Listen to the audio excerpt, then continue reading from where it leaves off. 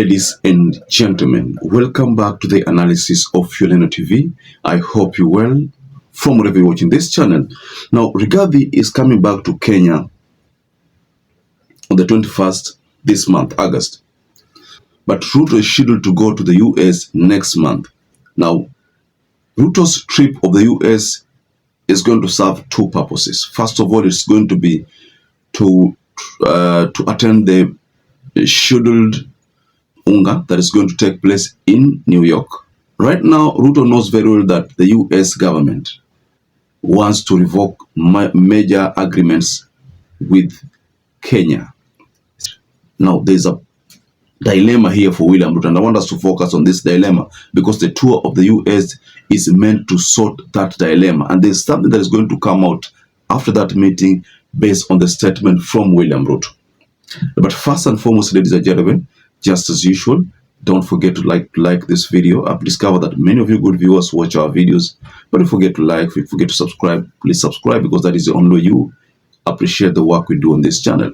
Now, to our existing subscribers, thank you so much for your support. If Ruto makes a statement that is not going to sit well with China, Xi Jinping is going to make another threat, or his people are going to start initiating other measures of, again, changing the initial agreement they had with Kenya. Ruto is caught in the middle of the rock. Will he go the China way?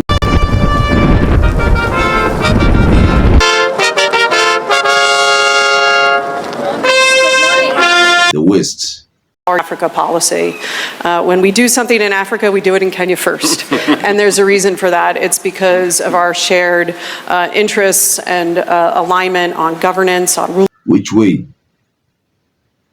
If AGOA is very important to Kenya, and AGOA has been very important to Kenya, then it means Ruto must do something, because if it expires, then it means Kenya is going to suffer.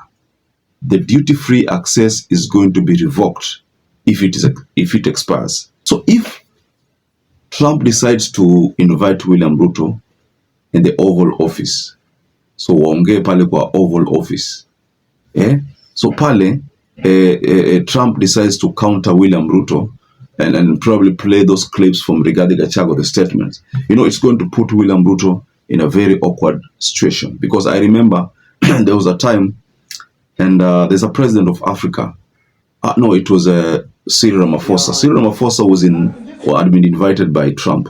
Now they had some roundtable meeting. Now what was happening is that US decided to show the clip from Julius Malema, about something, kill the boer. I don't remember that clip, kill the boer. Yes. Shoot to kill. Come on, sir. Kill the poor, the farmer. Kill the poor, the farmer. There's nothing this parliament can do, with or without a revolution. Demand that at some point there must be killing, because the killing is part of a revolutionary act. Shoot to kill. Come on, sir. Kill the poor, the farmer.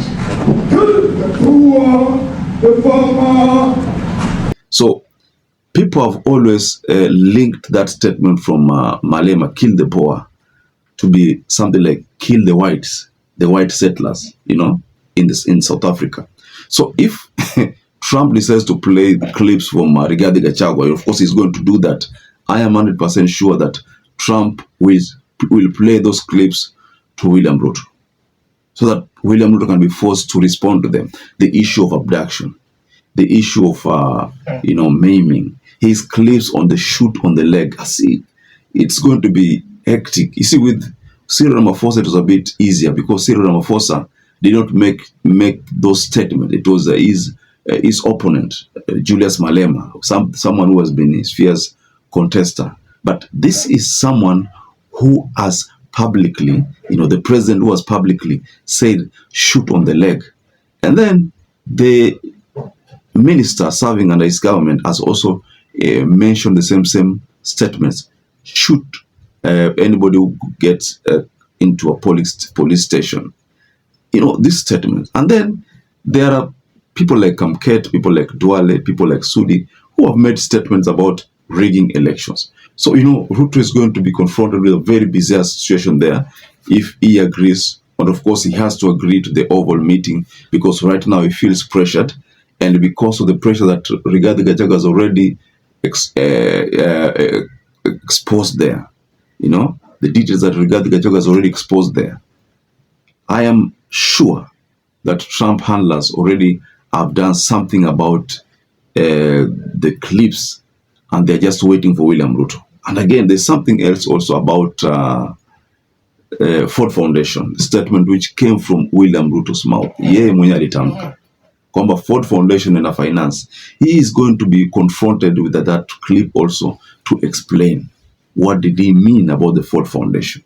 Of course, I support the fact that Ruto is going to go to the US to try to negotiate on behalf of Kenya. That is okay, he's the head of state. But Trump's handling, the way Trump handles the heads of state of Africa is suspicious. And people have always called him as the puppet master. Trump will want William Ruto to relinquish certain things before he can also consider the issue of AGOA, the duty-free access to the US market. Trump will require William Ruto to make a statement. One of the statements will be, to touch on the statement he had delivered about the Chinese government.